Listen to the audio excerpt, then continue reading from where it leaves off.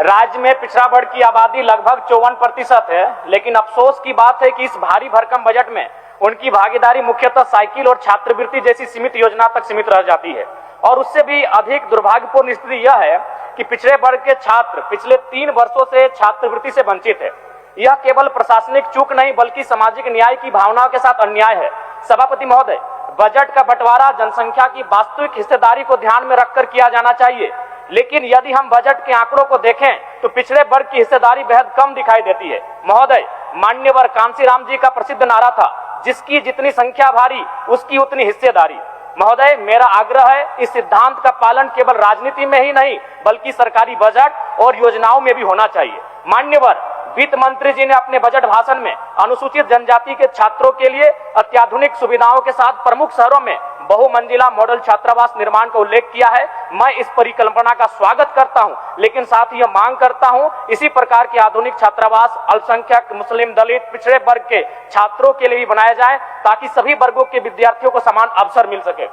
मान्यवर, सरकार सरना और मसना स्थलों के विकास पर कार्य कर रही है, जो सराहनीय कदम है। इसी प्रकार सरकार अल्पसंख्यक समुदाय के कब्रगाहों की घेराबंदी और विकास का प्रयास कर रही है, यह भी स्वागत योग्य है। लेकिन मेरा आग्रह है शमशान घाटों के विकास और संरक्षण का भी स्पष्ट प्रावधान बजट में किया जाए ताकि सभी समुदाय की धार्मिक और सांस्कृतिक गरिमा की रक्षा हो सके। सभापति महोदय, यदि हम अल्पसंख्यक कल्याण विभाग की बात करें तो इसके अंतर्गत अल्पसंख्यक आयोग, झारखंड राज्य अल्पसंख्यक वित्त एवं विकास निगम, राज्य सुन्नी वक्फ बोर्ड, हज समिति और अल्पसंख्यक कल्याण निदेशालय जैसे महत्वपूर्ण संस्थान कार्य करते हैं। लेकिन आज स्थिति यह है, विभाग अक्सर कब्रगाह की घेराबंदी को ही अपनी बड़ी उपलब्धि बताता है, जबकि इन संस्थानों को मजबूत करने की दिशा में ठोस प्रयास की आवश्यकता है। महोदय, कई संस्थानों में निदेशक के पद खाली हैं, सीओ नहीं है और कहीं कर्मचारी नहीं है। यदि संस्थान ही कमजोर रहेंगे तो योजनाएं प्रभावी ढंग से लागू कैसे होंगी?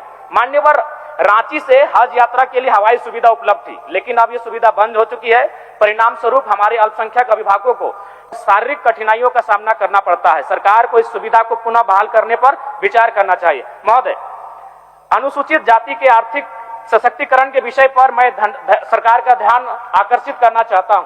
तेलंगाना राज्य में दलित बंधु योजना के तहत प्रत्येक दलित परिवार को 10 लाख रुपए की सीधी वित्तीय सहायता प्रदान की जाती है।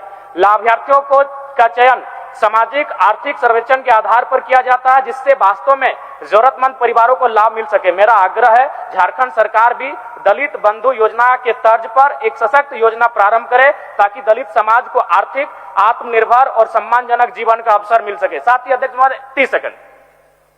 मैया सम्मान योजना निसंदेह एक महत्वाकांक्षी योजना है, लेकिन मैं फिर कहूंगा कि इस योजना से हमारी बहनें, हमारी दीदियों के जो सपने और उड़ान और इच्छा है कहीं ना कहीं उन्हें सीमित किया जा रहा है। मैं चाहूंगा उनके सपनों को उड़ान दिया जाए, उनमें डेवलपमेंट का कौशल डेवलपमेंट कैसे हो, उन्हें रोजगार से कैसा जोड़ा जाए, उन्हें आत्मनिर्भर कैसे बनाया जाए, सरकार को बजट में इसका प्रावधान करना चाहिए। और साथ ही साथ मैं अंत में 15 सेकंड लूंगा। दिव्यांगों, वृद्धों, विधवाओं और ट्रांसजेंडर को 1000 रुपए के स्थान पर 2500 रुपए का सरकार पेंशन देने का कार्य करे, मानदेय देने का, जो भी पेंशन देने का कार्य करे। मैं ये मांग करता हूं। बहुत बहुत धन्यवाद आदरणीय सभापति महोदय।